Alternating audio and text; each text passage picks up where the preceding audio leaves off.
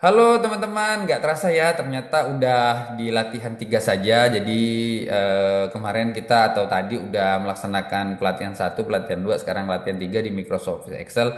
Nah di sini masih sama ya, Sam, Alfred, Macmin, lalu ada tambah kurang. Tapi sebenarnya kita di sini lebih main ke logika. Jadi teman-teman nanti apa namanya kita belajar-belajar sedikit lah tentang logika.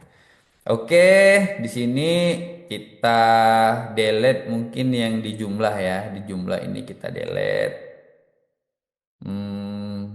Oke, lalu ini yang soalnya hanya satu, uang di tangan. Nah, kita mulai dari yang uang di tangan ya. Jadi logikanya seperti ini. Ada orang yang namanya Indah, dia kerja, gaji pokoknya 1,5 juta. Kebutuhan sehari-harinya untuk apa namanya beli beras, untuk pulsa dan lain-lain ada 700. Teman-teman jangan bilang, oh itu terlalu kecil Pak. Ya ini kan hanya simulasi ya. Jadi bukan yang sebenarnya. Ini hanya untuk belajar gitu. Kalau misalnya memang nanti kalau misalnya memang itu kita buat yang sebenarnya lah ya, UMR Kota Pontianak atau UMR Jakarta misalnya. Tapi ini kita sementara ya simulasi aja.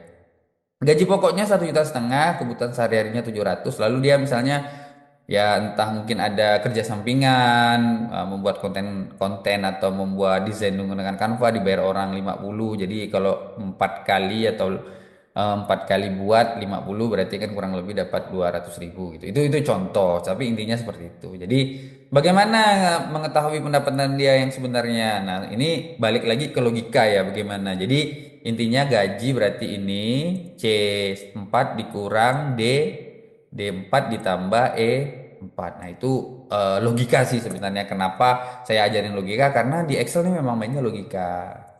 C4 dikurang. Kan dikurang dia kebutuhan sehari-hari. Lalu ditambah. Oke, jadi dapatnya adalah 1 juta ya. Jadi pendapatan si Indah ini adalah 1 juta. Kalau misalnya teman-teman di sini udah bisa tinggal diseret, tapi kalau enggak diketik manual aja untuk belajar pelan-pelan ya biar lebih memahami lah pelan-pelan biar tahu rumusnya gitu.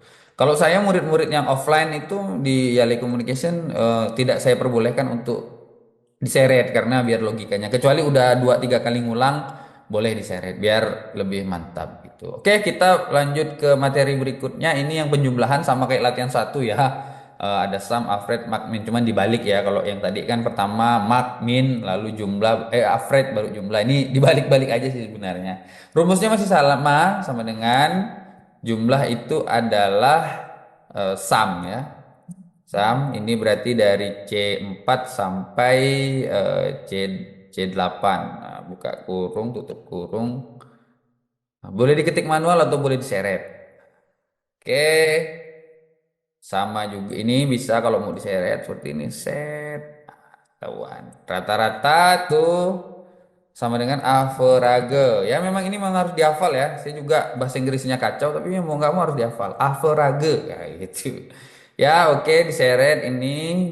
Ingat sampai Tejo ya. Jumlah jangan dimasukkan. Banyak murid-murid saya offline jumlah ini dimasukkan akhirnya salah semua. Oke, ini tinggal kita seret di sini. Ya, baru tertinggi adalah max. Max.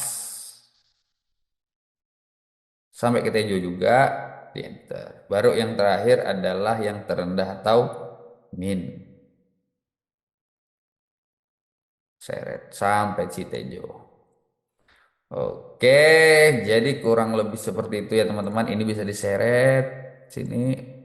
Ya, teknik nyeret ada di latihan 1 dan 2 ya teman-teman boleh ulang-ulang kan itu nggak bayar jadi teman-teman dari latihan 3 mau balik ke latihan 1 atau latihan 2 atau mau lanjut ke latihan 6 5 itu bebas tapi kalau bisa belajarnya berurutan dari 1 sampai 6. Oke, sementara ini saja teman-teman. Mudah-mudahan bisa dipahami. Nanti kita lanjut ke pertemuan keempat. Oke, terima kasih.